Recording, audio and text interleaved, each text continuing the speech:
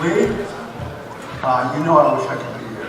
I'm really disappointed, but congratulations on the naming of the court. You've been a mentor, a colleague, and a best friend for 51 years. So that's quite a run.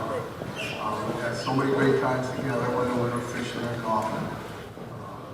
Just the camaraderie we had here at the college, the loyalty you have to the college, the love your ex-players have for you, the love your friends have for you. It's an honor to know you all these years, and it's so much fun to be around you.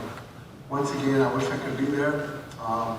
There'll be many more lunches for you and I, so I will, when I get back in town, we'll hook up, there's no doubt about that. But congratulations, what an honor, a great honor, so deserving. And I can't think of anybody more loyal than you are at the college and campus. So we have a great day. Hi to everybody that I'm missing seeing, and go Cougars. Lee, I gotta tell you, I'm honored. You're being honored. Your name on the court. And 51 years you've been running around this place, and for me it's been almost that long, as you know. You're a mentor. You have mentored hundreds, thousands of kids that you've changed their lives, and I'm one of them. I was a student. I was a mentor. I was a teacher. I'm so happy that the court is being named after you. For both you and Joey, by the way. I think that's just totally awesome. I know I'm not going to be there. I apologize. You know, Lenny and I have this trip every year with a bunch of guys, and you've been on that trip fishing. So, everybody, awesome. Enjoy your day. Totally deserved. Look forward to seeing you when we get back. Bye. Lee Smelser was the first guy to hire me in basketball. I was his JV coach at Morningside High School. We spent 5 years together. He had 3 sons, I had 3 sons. They were all the same age.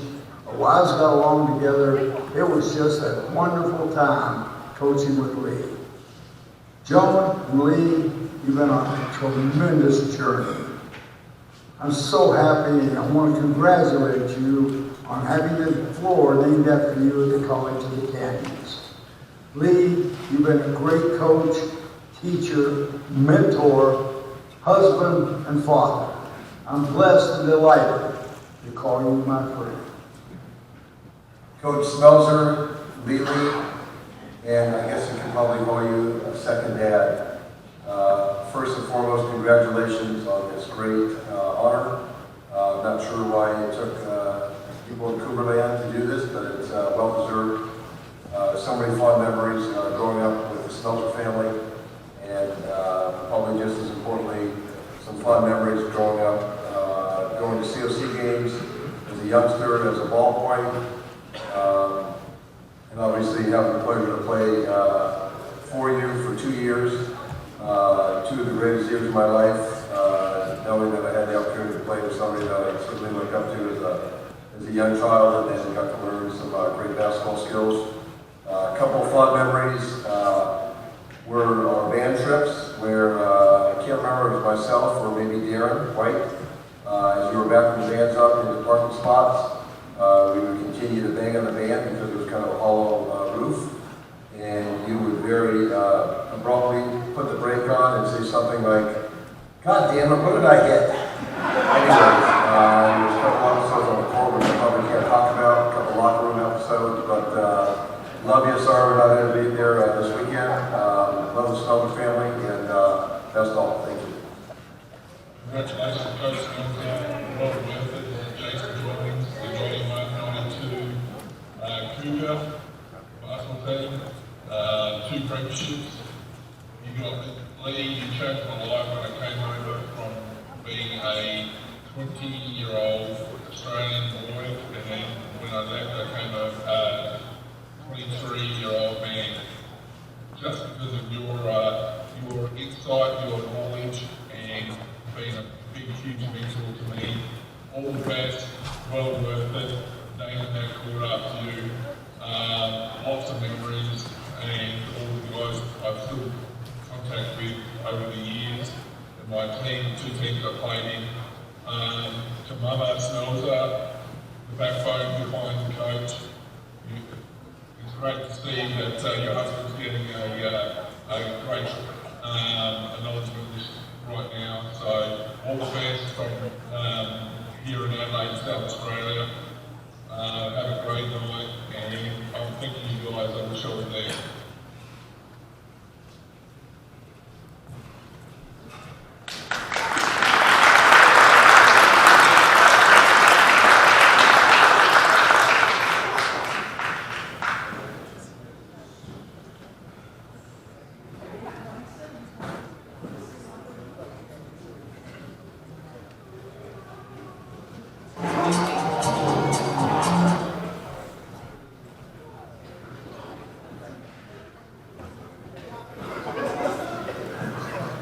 Greetings. My name is Nat Palmer, just to introduce myself. I first met Coach Smelser 60 years ago. And I thought I'd never say that in my life, that I knew somebody 60 years ago. Particularly when I'm somebody that's, I still believe I'm going on 21. I was in Morningside High School. For those of you who don't know where that is, when you watch the Rams or Chargers play, we're about 2 miles down the road to the right at Morningside High School. It's in the flight path of LAX. I started there as a freshman.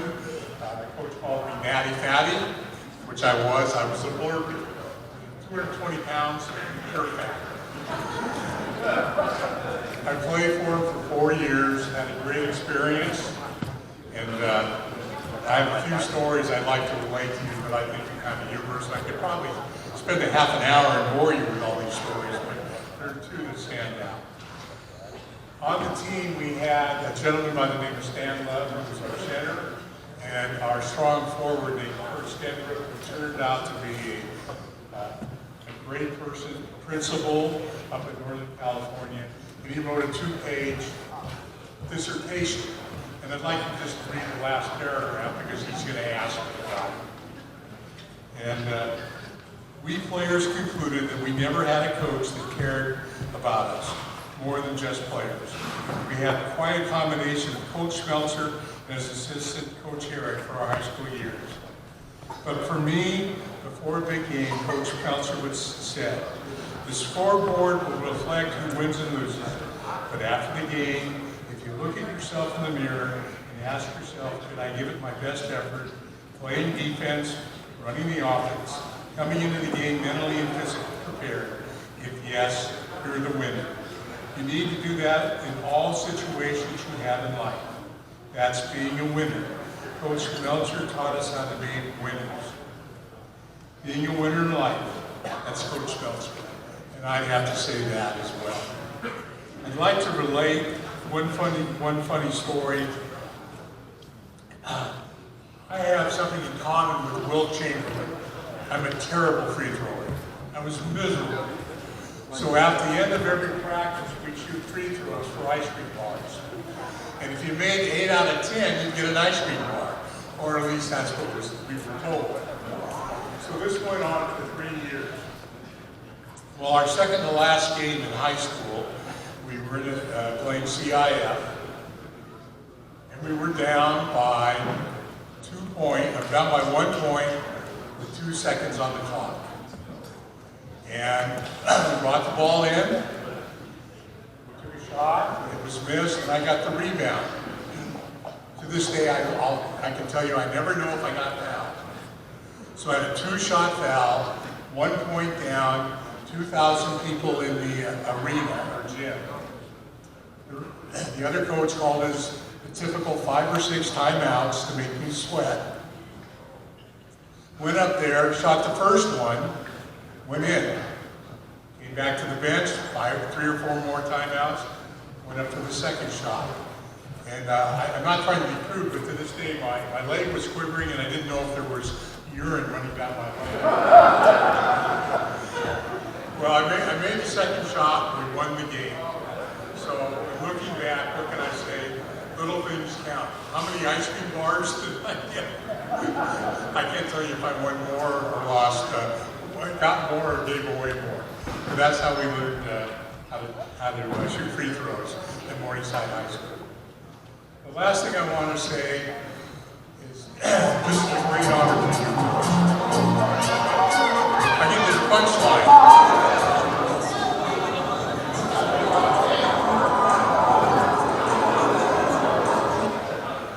But the great honor here, your legacy is that court.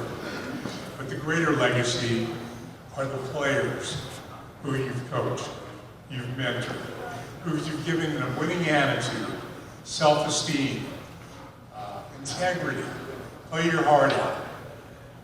And the most important thing is we all fail in life at something. But after you fail, to get up, dust yourself off, and go try again. And that's what I owe to you. Because when I went to my first college, I wasn't good enough to play there. Then I came to a second college, Claremont. And the only reason I got in is I could walk and chew gum at the same time and play basketball. So thank you very much. You made me, coach. I can't thank you.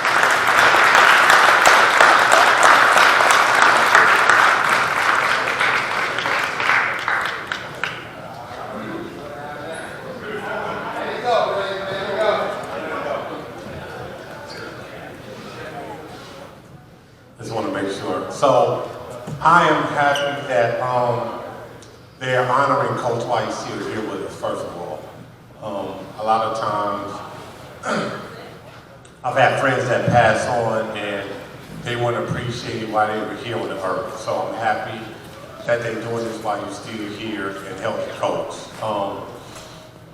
When I saw him today, me and him shed a tear because I was really happy to see him. And I was happy that he gave me the opportunity to extend my basketball career after high school. And I remember when he started coaching me, he would have this surly, sarcastic attitude, which I loved. And when he would get ready to get in your ass, he would give a look. He'd look down and then he'd sing, right? So it was a pleasant playing for you, Coach. I tell people all the time that my sophomore year here was my best time in college. Me, Marquise, and Dave spent a lot of time in Coach's office just shooting the breeze. His wife came with us on a lot of our road trips. They opened their home to us. She fed a lot of us spaghetti and garlic bread. And I just wanted to say I thank you for the opportunity, Coach, and I love you. All right.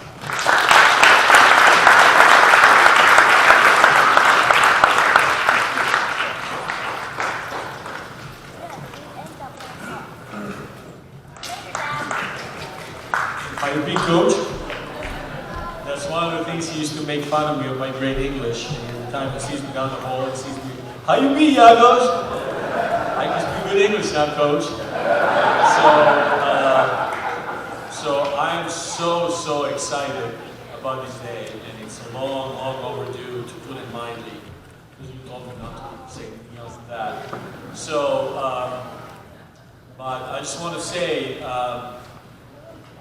well deserved, but I also want to say thanks to Joni, this has happened. You know, because I think without her support and stuff, you would be able to do what you love to do, and you know, and the culture I come from, mother or wife is the most important thing, and the foundation of the family, and I congratulate both of you for that. So, and the story I said 22 years ago when we were retiring, I'm going to repeat. I don't know, many of you guys were not there, how I met Coach. And I played at Canyon High School. I came to Canyon High School as an exchange student. And because of some administrative stuff, I couldn't get a high school degree. I couldn't go to four-year school. I had to either go to junior college or go back home to war.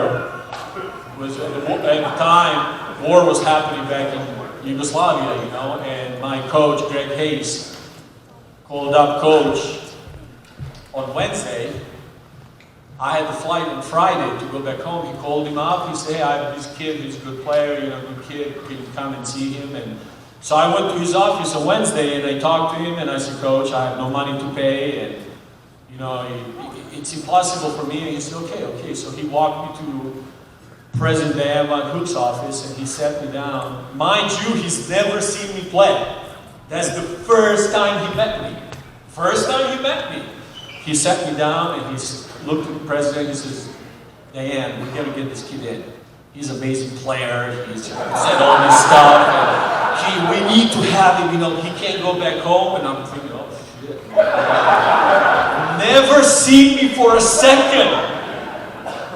And Diane says, well, Lee, we don't have any scholarships and stuff. He says, I don't care, Diane. We got to find a way. And Diane said to Lee, okay, give me a day. And then he would say, Yagosh, I'll give you a call in a day. And Thursday comes around, he calls me in the morning, he said, come to my office. I come to my office, he says, you're in. And that's it. So he saved my life, Coach. Nobody's worked so much.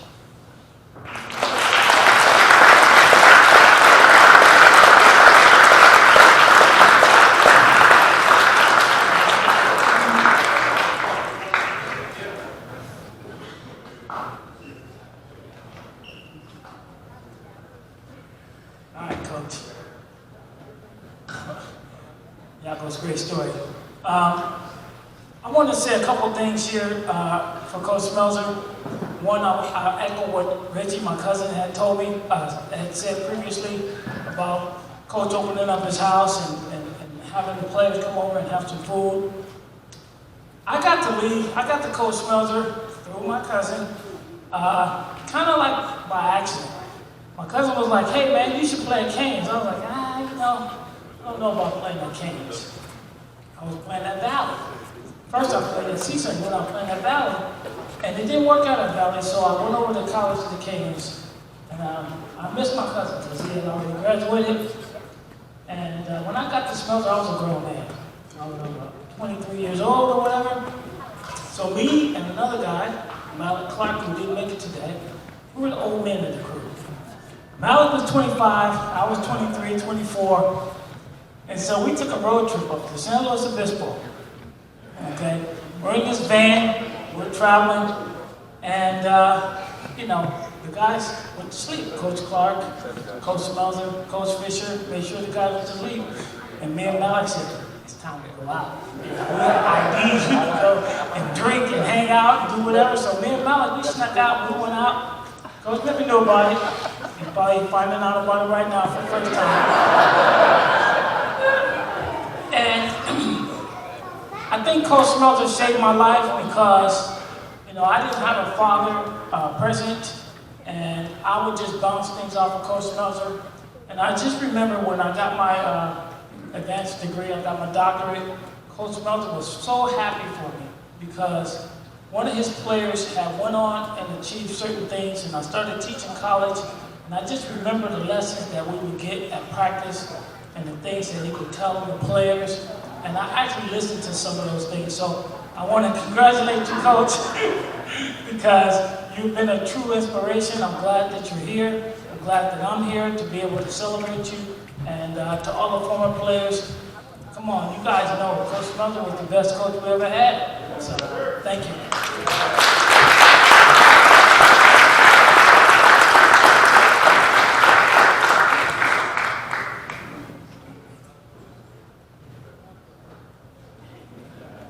Good afternoon, everyone. Good afternoon. My name is Al Bowman.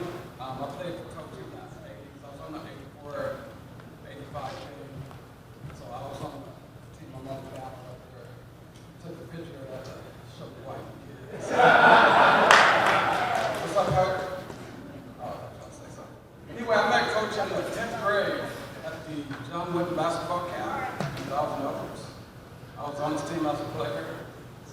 And next year I came back as a counselor. And he asked me where I was going to go to college. I was so full of myself, I'm thinking, Duke, Kentucky. Right? But he gave me his card. He said, well, things don't work out. Give me a call. So I actually gave him a call. And, he welcomed me to the games. And, I remember as a freshman, the coach told us something in practice one day. It was early on at the beginning of practice, after running on the hills. I remember conditioning. Coach told me his grandmama could beat me running. I couldn't deal with this heat out here, man. Anyway, Coach said, what you learn from me, you're gonna take that in life. And I'm like, and I was on the team with Vincent Ray, Hines over here, I looked at Vince and I said, shit, he's crazy. We here for basketball, not for lessons. And I don't know, for some reason that always stuck with me. And through life, you know, I'm married 32 years, I didn't quit. Wanted to a few times. You know, you taught us how to hang in there and not quit. And just been a humble inspiration coach. Coach actually saved my life. You don't even know this, but I got kicked off the team my second year. We acted a complete fool at one of the tournaments. Got called in the office. Coach said, you got three of us got kicked off. And that was during tournament time. And so my dad wanted to go. We were playing down south the next tournament. My dad was going to go. And I told my dad, my pops was after me, man. And Coach let us back on the team because he's a good dude. So thank you, Coach. But hey, man, and when my two younger boys were playing ball, we went to the Horace Grant camp. And Scott Smelser, rest in peace, love Scott. But he was at that camp. His daughter, Coach granddaughter Annalise, was at that camp with his sons. Scott had a canyon show up. And I said, hey man, you live out in Valencia? He said, yeah, somewhere out there. And I said, oh, I played ball at College of the Canyons. He said, you know my dad? And I looked at him and I said, Steve. He said, no, Scott. I still will mix them up. But anyway, we kind of rekindled from there, and we've been tight ever since with families and everything. I remember my boys, they always would ask me, why Coach always kiss us on the forehead, Dad? Because he loved me. And it was funny because as I walked by at lunch today, Coach said, come here so I can give you a kiss. No kissing today, Coach.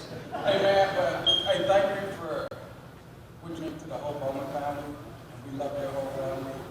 And we're going to keep going out there eating stuff. You guys got to go with the Coach. It's something to see. But hey, thank you, Coach, and I love you.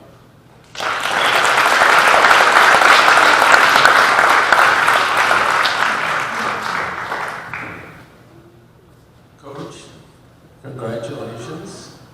I am not shy to tell anybody that at a time in my life when Coach Smelser allowed me to come over and be an assistant here, I was about as old as I could possibly be. And in many ways, he saved my life and my family's happiness thereafter. So I'm very appreciative and always never forget that. But the story I have is something that all the players in here have experienced at one time or another during their seasons as College of the Canyon basketball players. And I always made a point to get to practice early because I knew it was coming. And after a particularly disheartening performance the next day, Coach would always talk to the team. And he'd walk in and he had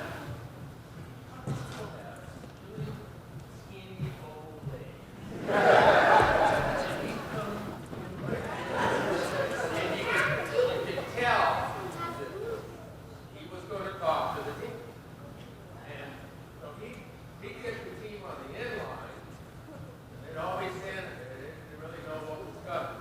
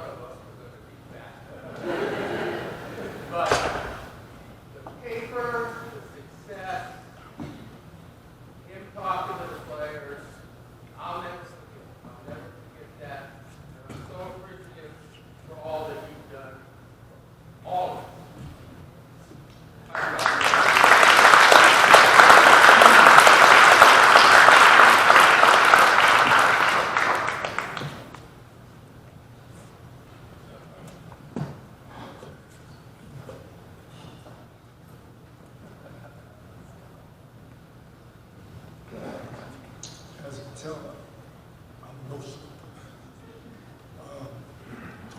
I remember back coming out of high school, I was supposed to sign with UC Santa Barbara High School. And I'm going D1, I'm excited.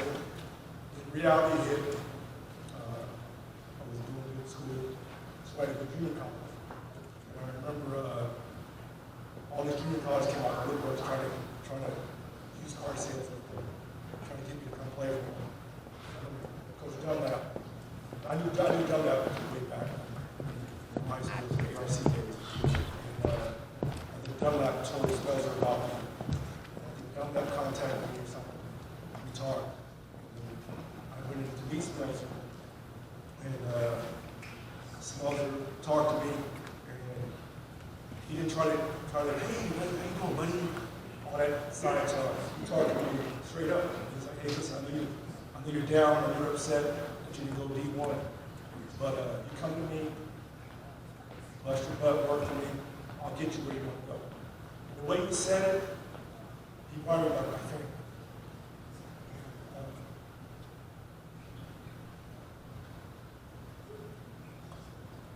I just remember my mom. My mom passed away 5 years ago. She told me, she said, that's a good thing. I was like, yeah, Mom, it's like part of the family. You know, I can tell it's a good thing. He won't take care of you.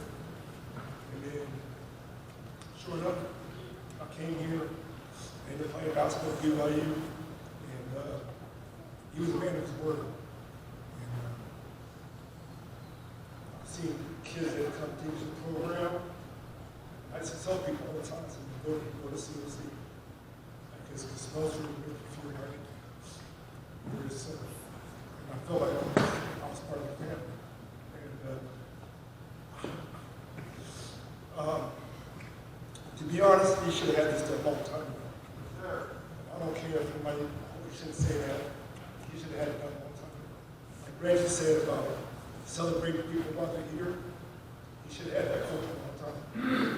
And as a matter of fact, walk into the field, game should be his gymnasium.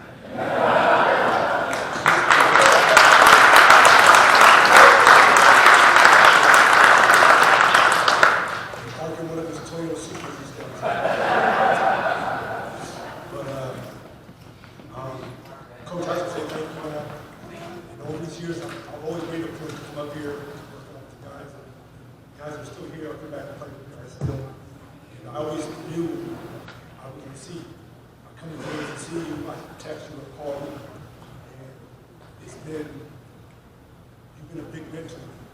Matter of fact, the way I'm dressed right now, when I came to school, I trained players and I coached and I worked out. My kids are 8 to 10. And I came here just like this. And to me, I'm always telling stories about you. You are one of my best coaches I've ever had. And one of the best men I've been around. And I'm just glad to thank you so much for everybody that you've mentored and been a part of your life. Because you can see, I can't help it. Funny story, someone brought up the fans, right? And Joe used to come with us. So one day, I got on the street, but I was playing real good. I was sitting shotgun in the van. And then one day, somebody gets in, I sit shotgun, and I'm like, hi, Mrs. Smelser. I sit in the front seat because I've been playing pretty good. Can you sit to the back? She was like, oh, sure. She sat in the back, not the back, but the back bench. And I sat in front, and the guys were like, yeah, you vote for him? I'm like, I'm playing good, so you know. So that told me a lot about you too as well. I've talked to you for years, I love you, so my mom. So, congratulations.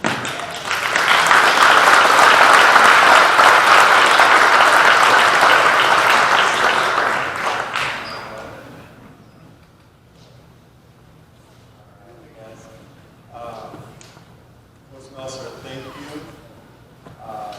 for letting me shoot the basketball whenever I wanted my sophomore year. I appreciate that.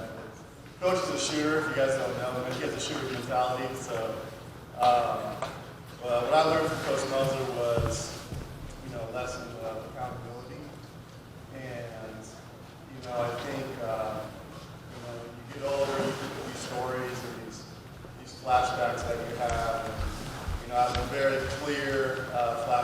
Coach Smelser, calling me into his office after my freshman year, and it redirected kind of my trajectory when it came to my playing career. And I'll never forget that. And I share that story to the kids that I train, and I tell them, just how you have to be accountable, and you have to have truth tellers around you that will tell you the truth, even if it's a hard truth, and he delivered it in a message of love that you knew that he cared for you, and I never forgot that, and I try to exemplify those same characteristics, when I'm teaching players and we're talking about life, to help them be young men. And some of us had father figures, some of us did not. I was one of them that did not. And you were one of those male role models in my life that really impacted me in a very powerful way. Along with Coach Clark as well. It was Coach Clark, Coach Smelser, it was coaches for me. And I try to pass that on to the players that I work with, to my daughter. And I just think that, you just as a man, you're a great coach and you have hundreds and hundreds of wins, but you just carry yourself with such pride and respect that it just wears off on you. And I love the quote where it says, more is caught than taught. And I feel like just being around you, it just rubs off on players, and wanted to make you proud of what you did beyond your times here in Belgium Canyon. So Nick, you're always an advocate, for keeping everyone together and talking about Coach Smelser. And I think that's important. The things the young generation and young players, need to hear that. Because that's the legacy of Belgium Canyon, which is very special. Coach Fisher, thank you for banding everybody together, having players come out. So I just want to thank you from the bottom of my heart for the positive impact you have in my life. So, all right.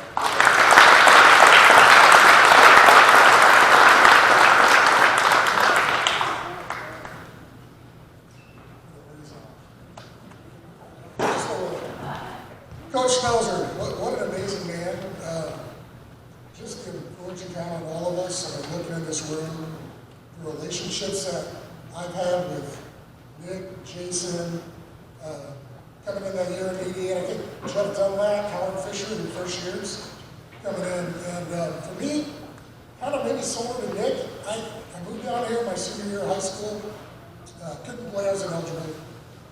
Long story, but excuse me, I'm trying not to talk. I was supposed to go to the University of Washington, full ride scholarship, verbal commitment. Coach Clark probably might remember too. But he had me talk to Smelser toward the end of the year, because I really didn't want to go back to Washington. And don't remember the details of that talk, but it was so impressionable and made me really think about also just the fact of getting a degree being important. But I felt like it was the right decision in the right place to stay here, to go play for you. Throughout those 2 years, we had many conversations, always education. I had this grandiose idea, I wanted to be a doctor for a minute, and you supported that, and I think that's also when Davis came calling. I remember the coach there talked to you, and I did have good grades, thank God, and convinced me to apply there. I got into the school. Coach got fired, I think, a month before the school started. So I wanted to play rugby. I decided to try something different. Went and played rugby, gained a little weight, had fun, but had a great time. And none of that, I think, would have happened if it wasn't for you. And I commend you for that. I've had great successes in life, and you really helped lay the foundation for that. So, thank you.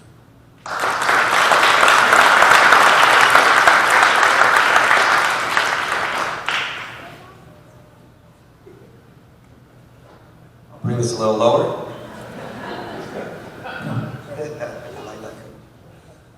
My name is Brian Camacho. I played here 1992, 94, long time ago. And I don't know if it still sticks in my mind. Walking into his office, I don't know, players, former players, there was a picture of Coach. And I've never talked about this. Just came to me right now. There was a picture in his office of him overlooking, I believe it was Santa Clarita. There was nothing There was absolutely nothing. And that picture, for some reason, has stuck in my head. And right there when I was sitting down and listening to these great stories of these men who shared, told you how much of an impact they had, it clicked. You're a visionary. You treated us not where we came from, whether it's broken homes or what our background was. If we had, I know on my team, we had some people who had some charges on their case, and pending charges. Like, you heard some of these things. You tried to treat them like family. You gave them a chance. You gave us an opportunity. You gave us a clean slate. And you gave us hope. You allowed us to dream, whatever it may be. And that, ladies and gentlemen, is someone who's special. I can't sit here enough and thank you on behalf of myself and of my fellow teammates, fellow Cougars. But I hope you feel it today. It's going to be stamped here forever. And there are a lot of people like, I love when they said, talk the game, especially in this basketball world and athletics. Everyone's always trying to sell. But you modeled. And us as older men now, we agree now. This family support, the love that you demonstrated for your wife when we had an opportunity to see it every single day and feel it. How you spoke about your kids when they were growing up. You were proud of their accomplishments. And now when I come back, you just talking about your grandkids. Basketball was phenomenal. Posting up, yeah, I posted up, playing post defense at times. That was great. Pushing the basketball, in transition, sharing it, winning. You were always a visionary. You saw something that we didn't see in ourselves. Cannot thank you enough. And as a result of all that, we're 0-2 in the conference, our 94 championship. We thought we were going to kill it in the locker room. We just lost 2 in a row. I think we're under 500. Okay, we're a small, we're undersized team. We're very talented. But you came in and said, you know what? I think we're going to win the rest of the season. I think there's a chance if we decide. That little comment gave us hope, and that's what you've been doing throughout your career. To your players, to your family, and to that team. And as a result, we'll be next to you in the banners and the rafters, that 94 team. I thank you. I love you. And to all the Cougars here, thank you for sharing your story. And let's continue Coach's legacy through us. Thank you.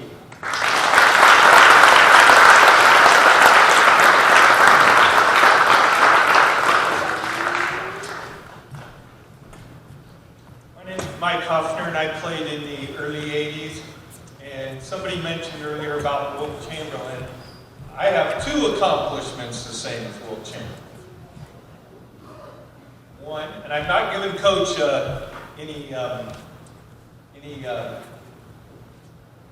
what word, never mind. But I've done 2 things Wilt Chamberlain's done. Number 1, scored 100 points in a game. I know none of you saw it. Playing one-on-one with my 3-year-old kid, and he kept complaining that I was too big for him. And then the second thing, of course, you know, I'm still working at my end of that bargain. I still have 19,997 to go. You know, but first of all, I want to say congratulations to Coach. I mean, that is just awesome to have Lee Smelser's name on College of the Canyons court. I think it deserves a good one. I'll be quick. I just want to say that what Coach did for me, little successes breed large successes. I had nowhere to go really after high school. I was trying out with different summer leagues with different schools. Coach gave me an opportunity at College of the Canyons. I wanted to play basketball. And He said, I'll be able to get some playing time. And I ended up starting for 2 years here. I had a great 2 years under his supervision. He helped me find a place to play after that. I went and played, he got a hold of a coach named Danny Miles at Oregon Tech for me. He hooked me up with him. Coach Miles flew down. And going from College of the Canyons and then to Oregon Tech, I had 2 great years there. I took the 4 years of college basketball, all because of Smelser giving me an opportunity, and applied it the rest of my life. I've had a fabulous life. I'm retired now, and it all comes back to starting and playing basketball for Smelser College of the Canyons. Thanks.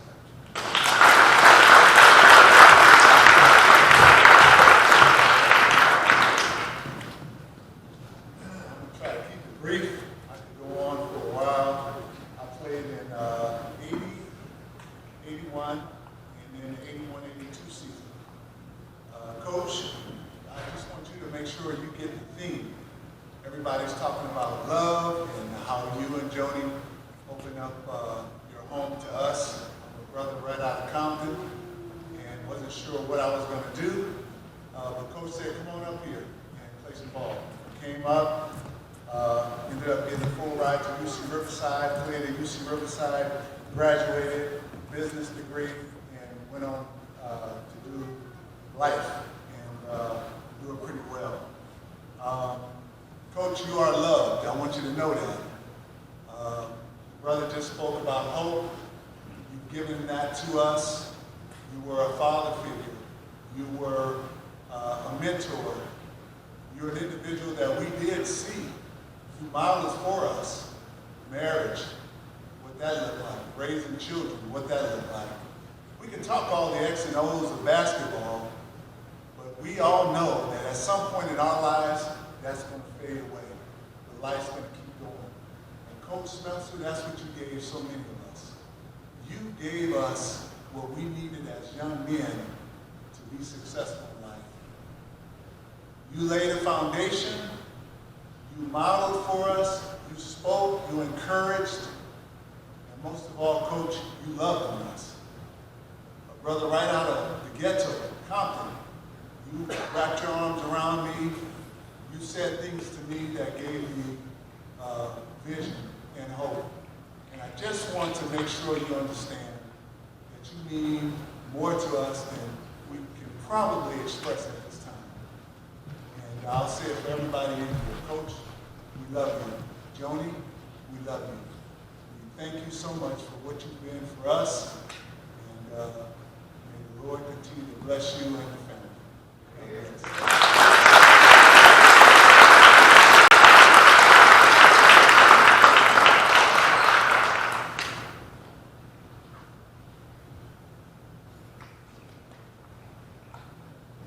You know, it was a tough act to follow Chris.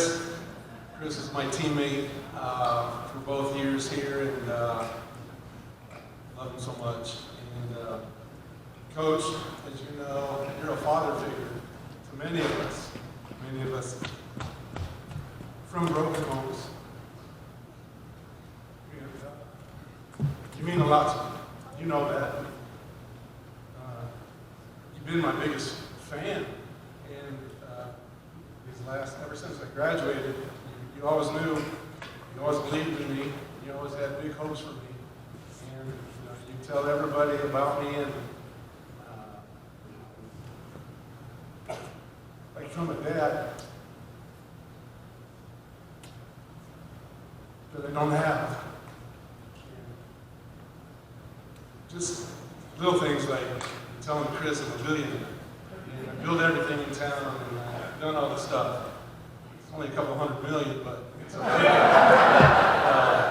But Coach, like you said, you get us in our formative years. You get us when we can go different ways. And it's a big deal. When athletes look back on the biggest influences in their life, it's always the coach. And Coach, you were stellar. And I couldn't be happier that you were my coach. And unlike some of these guys where they were going going all these different places. And when I came to you, like, when did you graduate? I said, I already graduated. Oh, I thought you were a sophomore. Like, I was pretty small back then, and I grew. And then, just going forward, you know, someone mentioned that sometimes you got to have the talk with you, the reality check. I wasn't going to do for Stanford or any of those guys. I get in with the grades and the smarts, but I couldn't play them. And sometimes a coach has to have that talk with you. Set expectations is the way to say it. And his son Ronnie was going to Harvey Mudd, and he wanted me to go to Claremont. Where? And I heard, what is it? You chew gum and get in at the same time. You get on the team. Wasn't quite like that then, but couldn't have been a better choice for me. I graduated with a degree in math with honors. And I made it to the Hall of Fame there, and he was right. I wanted to go elsewhere, and he set me on that path. And Coach, thank you for that. Thank you for that talk. And some of the stories about Coach. Because I grew up here with my wife, Tamara, and my business is here. I've lived here all my life up until a couple years ago. I'd see Coach always. And I'd see him and Joni at the gym, at Gold's Gym. He was walking around with that cane, he's faking that. So I'd see him at the gym, and me and my buddy would be working out, we're hitting the weights. And here's Coach, you know, Coach here did his impression. You guys know it, right?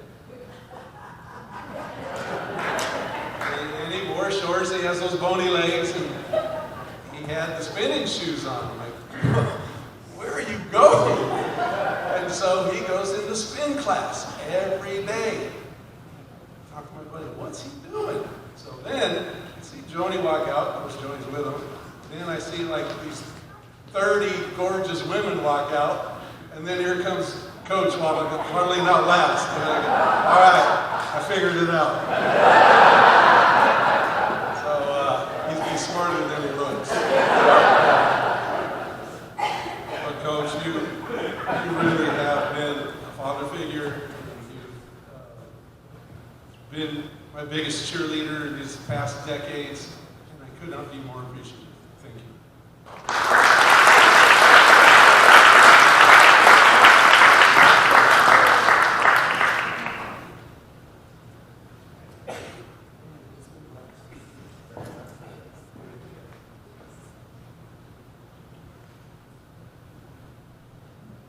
How's everyone doing today? My name is David Lane.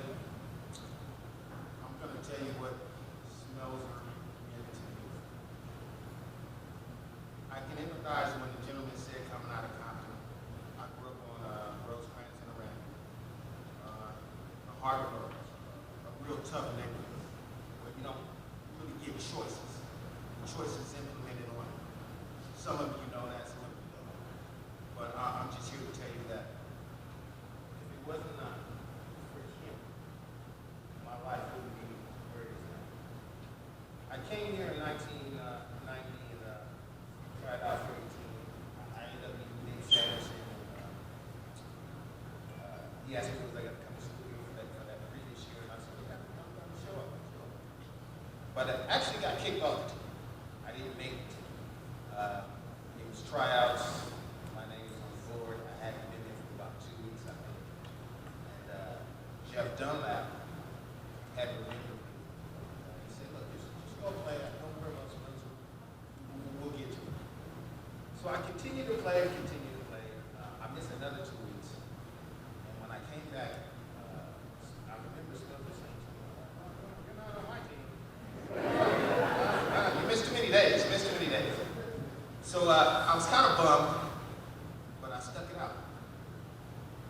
He allowed me to play. We had a good start that year. And I think the one thing that set it off was the fact that he pitted me and Nick Sanderson against each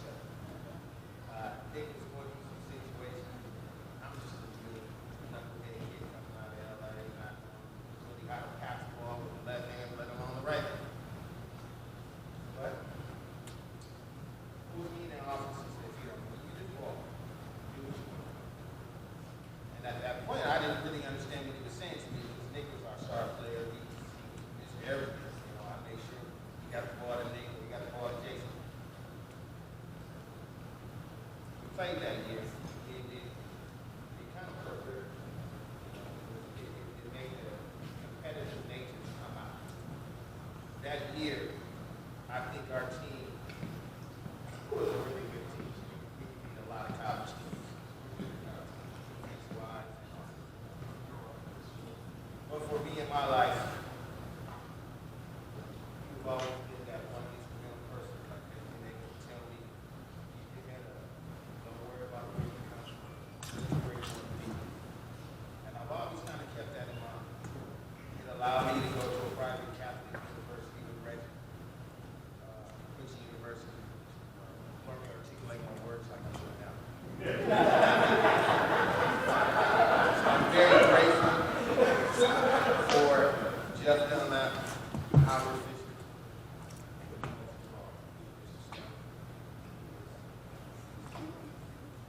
Without you in my life, I don't know my life. I could be 1,000 different other places. At this particular moment, I'm sharing this inauguration, and I will not change that. I came in last night on a plane from Colorado, last night. I left California because I was so caught up in, the negativity of people telling me what I should do and how I should do it, and not really paying attention to who I am as a person, responding to my own thoughts and my own process. Hopes and aspirations. But you kept that beacon light shining for me in my heart. And I thank you from the bottom of my heart as a Cougar Nation, to everyone that has been blessed and touched by this man. All I can say is, you know what? There won't be a day that will ever go by that I will never stop thinking about you. Even the rest.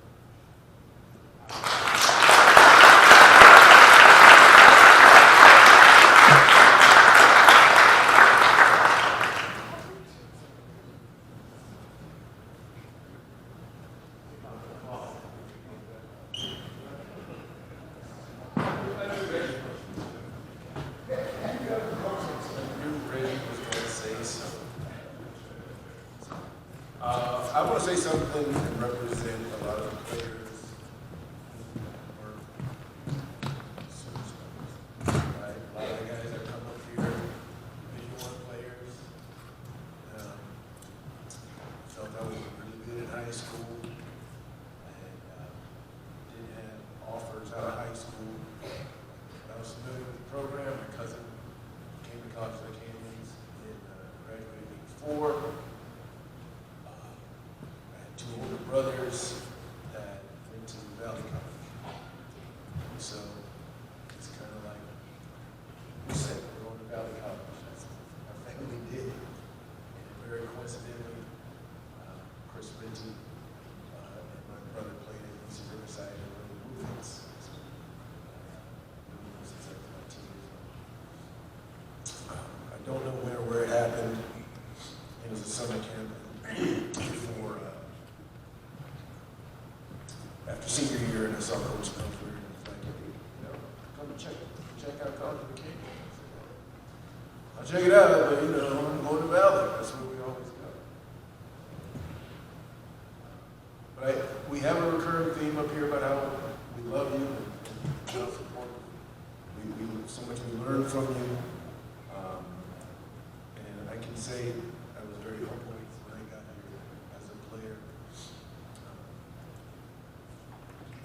And one thing that, again, we get different things in life that strengthen us. And the main thing Coach showed me when I got humbled around these great players, Nick and Reggie and David, is he helped me understand how to find your value and how to be valued.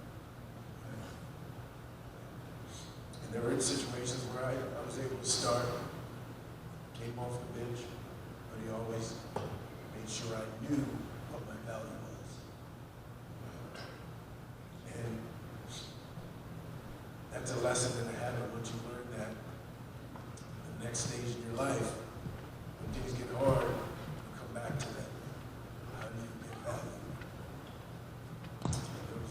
After my freshman year, we were at a camp, and I was with the players trying to find a place to play in college. star players. And coach happened to be at that camp. I'm playing my heart out. And he just pulled me aside in between games and he says, hey, how you doing? Fine. Call me phone. Last name is. And so he shortened it up. I say, yeah, I'm doing pretty good. I'm feeling good right now. He goes, hey, here's the secret. He goes, be around every play. I say, what? Be around every play. Someone puts a shot up, be around the rebound. If you can get a tip, get a tip. If someone's on defense and your help side, right? He goes, show your value. Right? Play hard, be around every play, try to make something happen. So in my life, right, when things get that are tough, right? That's life. And I start to doubt myself. Has a form of imposter syndrome. It's real. Every time I'm like, damn, maybe I shouldn't be here. Damn, maybe I still go back to that simple thing, right? Show your value. Know and know where you can contribute. And I went on UC Santa Barbara. I didn't play UC Santa Barbara. I was part of the program. I was in practice. And I would say this, from high school to, and I concur with Reggie said, our sophomore year was my favorite year in college. I was in Santa Barbara. There's a lot of great things happening in Santa Barbara. With that team, we had guys from all over, from different places, and we had such different personalities. Coach Smelser, man. Going to school in Division I and being a part of the program, and getting up playing, just being around the program, I was so excited. And then after a while, I was like, this place is a mess. This is a good school, and there's no football program, so basketball runs everything. That program's a mess. It's nothing like the program we had at our community. No better program. We had a really good team, a lot of personalities. And he was the center. Year after year, decade after decade. So, I concur with someone else saying, I love my life. I love who I am. I love the challenges I've had, the challenges I've been able to get over, to be where I'm at. And in every one of those situations, I always came back to a few conversations. Show your value. Find where you can contribute. Just play hard and show your value. I don't want to repeat too much how much I love you like everybody else. It's already been said and done. So thank you very much.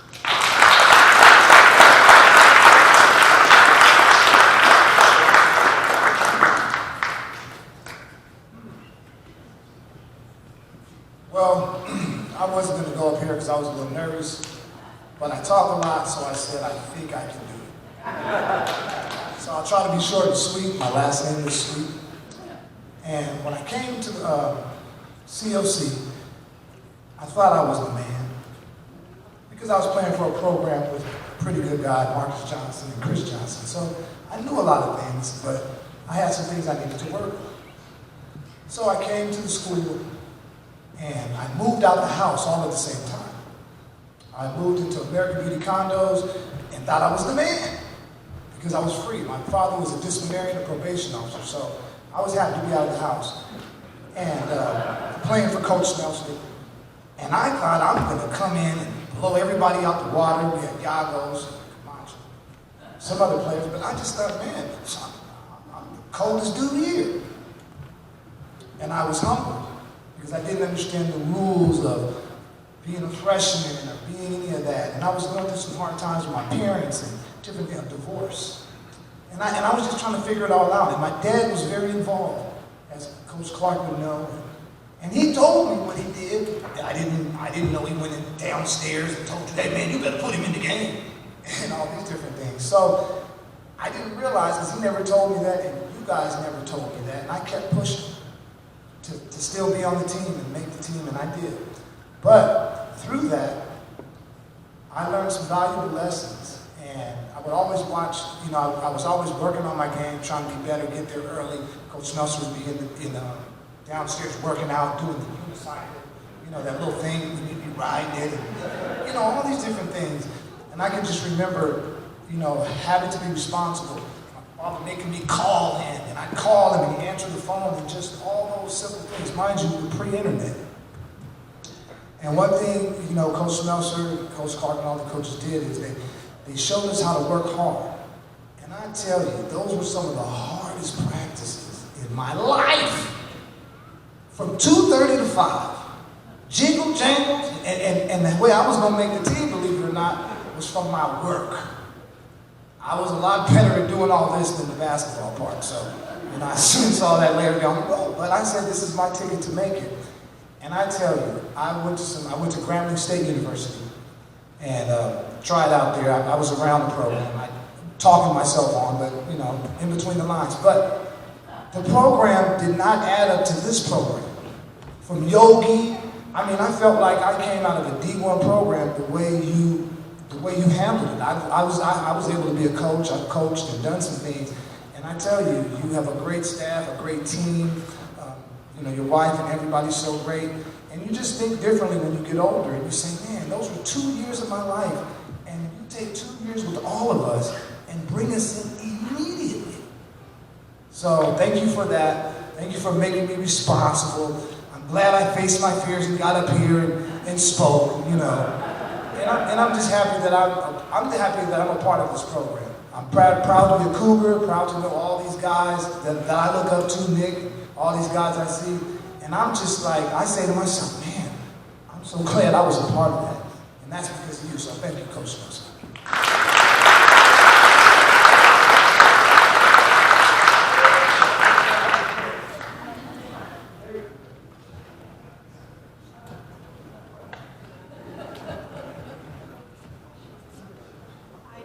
Whether to get up here or not, but I thought I'd better share something a little different other than coaching. I am Joni's sister, and I went to UC Santa Barbara, and I was dating one of the basketball players, not me, his best friend, and then my sister came up there to go to college, and I thought, yeah, I think I'll introduce her to Lee Smelser. And sure enough, I did. They started dating and got married. And it's just been a wonder. He's the most wonderful brother-in-law you could ever have. We've done so many things as families together, gone fishing, up to the mountains. We just have had the best time. So I have seen another part of him that I would like you to know. He's just been a wonderful friend, brother-in-law, and I couldn't have asked or introduced my sister to anybody better. Love you.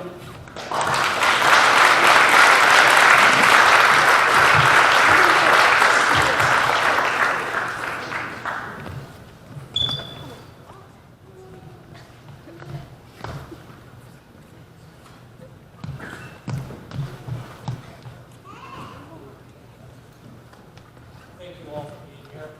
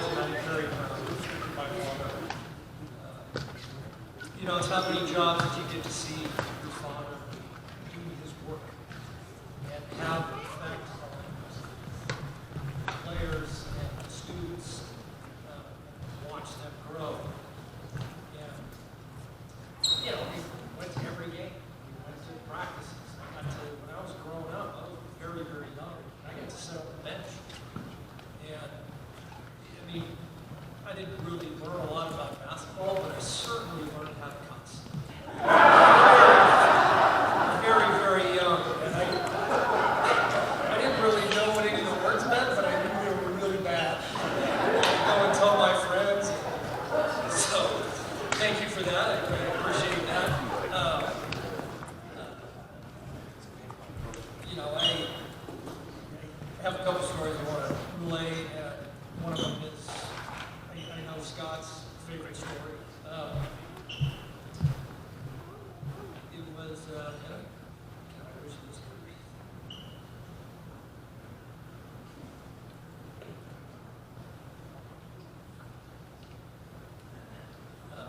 anyway, his favorite story, which, and I'm really sad he's not here because he tells it better than I do.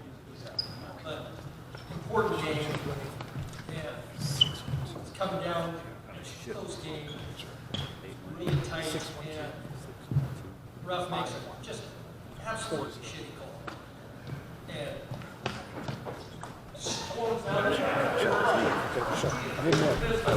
Grace. around, and his wall is not bouncing. Hit it off the top of the, and of course he got tossed, but it was great. It was very, but that's the passion that he had for his team and his players. And it was a great story for us later, over the years. But, sports was never the focus in our house. As all of you have talked about, going to all the colleges that everybody went to, it was education. That's the whole point of it. Just not play ball. If you can, great. And, I went to UCLA. I got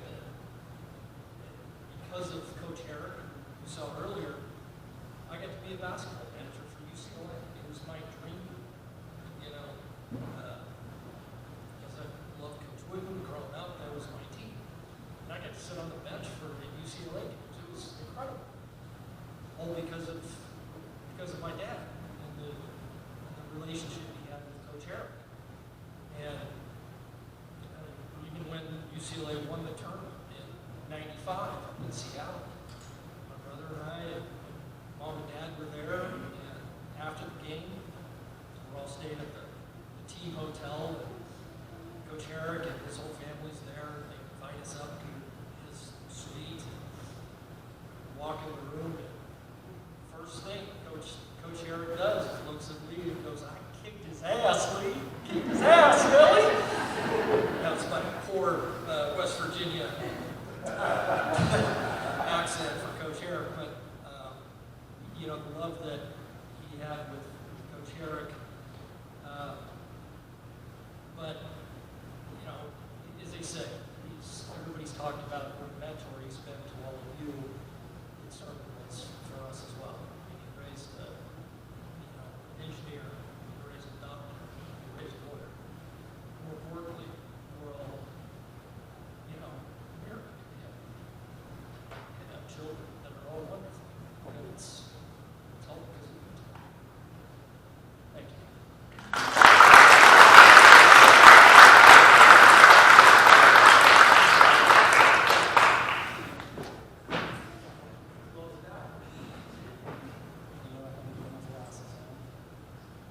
I want to echo something that I think Red said earlier.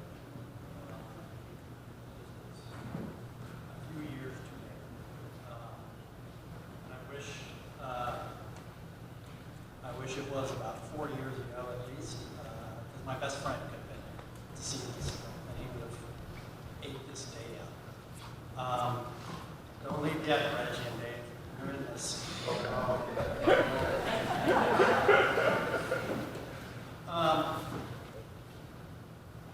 Oftentimes you don't get do-overs. I get a do-over today. It's 23 years ago, I had to come up and was glad to come up and talk about my retirement party. And I left out a whole section of my speech. And it has ate my butt for about 20, 30 years. So we're going to get to hear that today.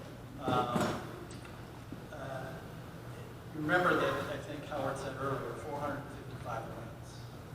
Anybody know how many losses? Nah, 512. So that's a lot.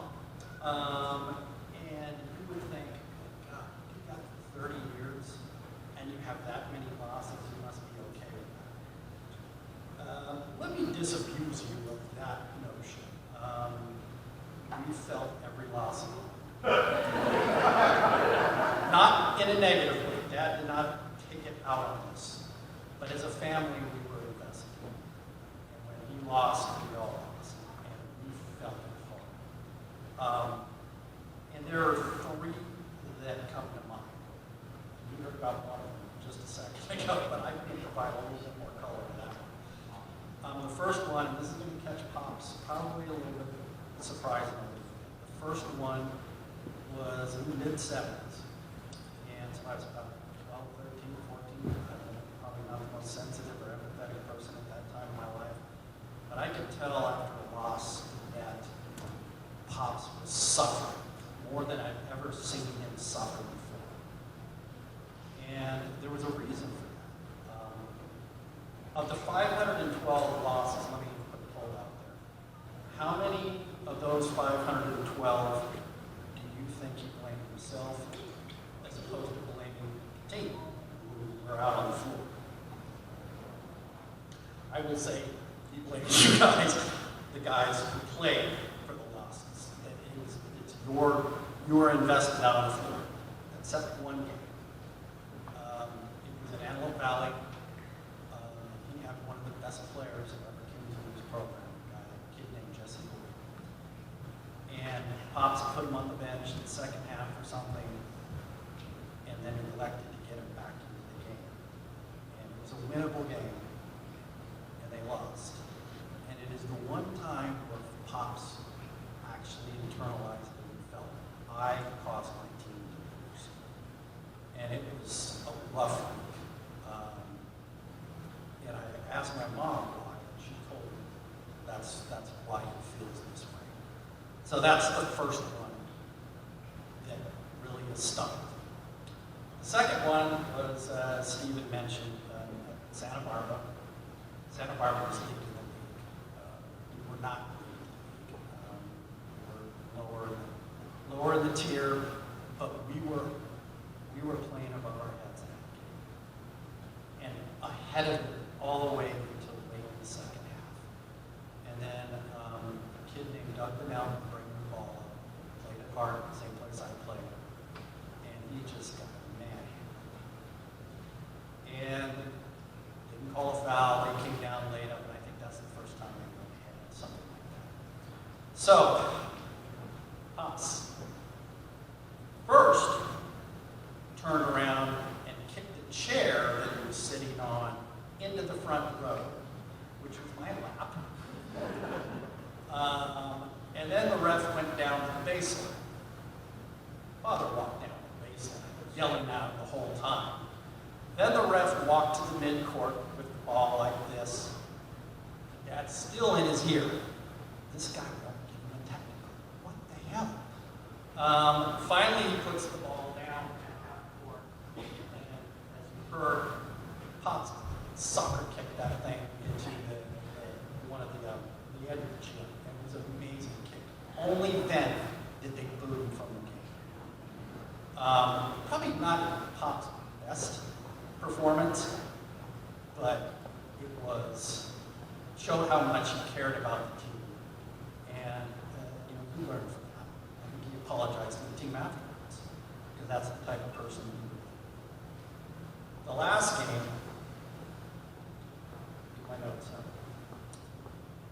So, the last game, the last loss that still is burned in my memory. He had a lot of great teams. This was my favorite. And it was in 1991. We were fourth in the South. And we won our first two regional playoff games. And we had a regional final in our own gym. Probably the first time ever. We played Compton. And we were getting a butts kicked most of the game.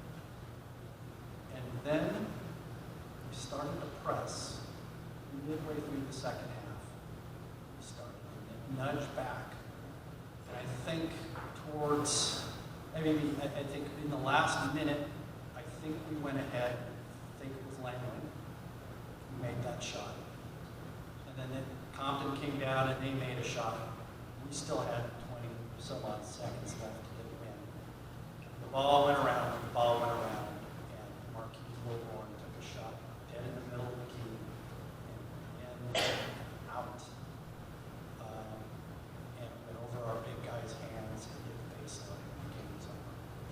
And I was standing, I think everybody was standing. And I remember, we all know that, maybe not the more newer cars, but older cars, lift the car and unscrew the cap and the oil runs out the bottom. I felt like as I was standing there, somebody uncorks the caps on the bottom of my feet, and all the blood rushed out of my body. I felt cold, and I couldn't move for about 10 minutes.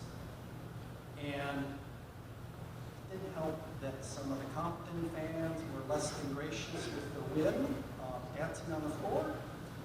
But that was one memory from that night. The second memory, and the most indelible in all the years, was I was down below under the gym where the locker rooms and the coach's offices are. And three of the most fiercest warriors that ever played in this program, Marquise, David, and Reggie, came down the hall. And their eyes were just deep red. And they saw my pops, and they got a really bear hug from the start. And I will never forget that moment. I lost it. And it was not only that they lost a game that could have taken them to the state, but it was also the last time that David and Marquise and Reggie would ever play for their dad. And I think that also factored into why they were so sad.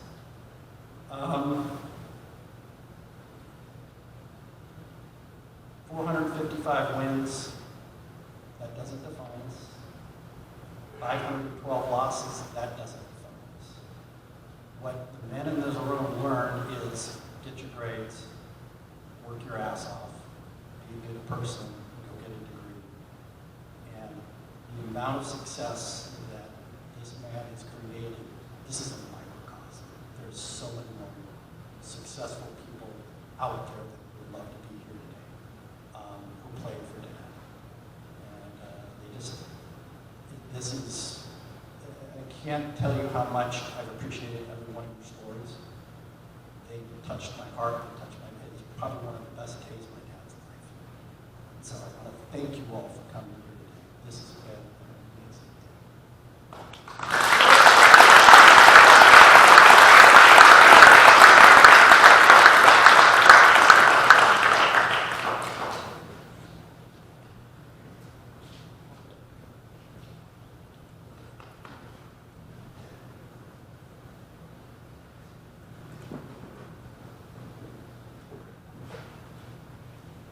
I want to thank everybody for being here today, for sharing stories, hugs. Please make sure you sign the board in the back on the table on your way out. Coach, I hope you felt a lot of love. You've been instrumental in so many people's lives. Thank you all for coming. The videos that you've seen are on the college's YouTube channel. You're more than welcome to download them, save them for yourselves, send them to friends and people that weren't here today. It's really great to see so many faces for such a really special event. Have a good afternoon and a good evening.